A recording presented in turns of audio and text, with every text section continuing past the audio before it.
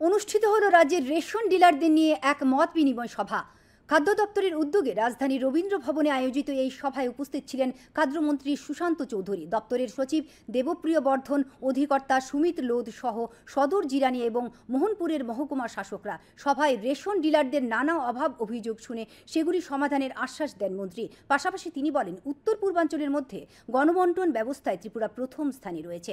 Ration ডিলারদের স্বার্থ রক্ষায় সরকার সচেষ্ট, তবে ডিলাররাও যথাসময়ে রেশন সামগ্রী জনগণের কাছে তুলে দেওয়ার আহ্বান জানান তিনি। এদিন পিভিসি রেশন কার্ডেরও অনুষ্ঠানের সূচনা করেন তিনি।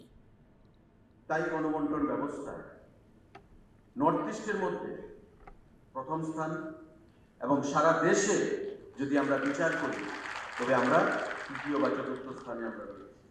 যারা রেশন ডিলাররা রয়েছেন, আপনারা যা কমিশন পান, কত পান সেটাও আমরা উপলব্ধি করতে পারি এবং আগামী দিনে যেন আপনারা আপনাদের পরিবার পরিজনদেরকে নিয়ে সুন্দরভাবে থাকতে পারেন রেশন শপের এই ব্যবসার মাধ্যমে বা আপনাদের ডিলার কমিশনের মাধ্যমে। আমাদের বরাবর সেই প্রচেষ্টা থাকবে আগামী দিনে। এটা আপনাদের সরকার, সরকারের কাজকর্মের যেন কোনো ধরনের নেতিবাচক প্রয়াস নিয়ে সরকারকে বদনাম করার জন্য চেষ্টা না করা হয়।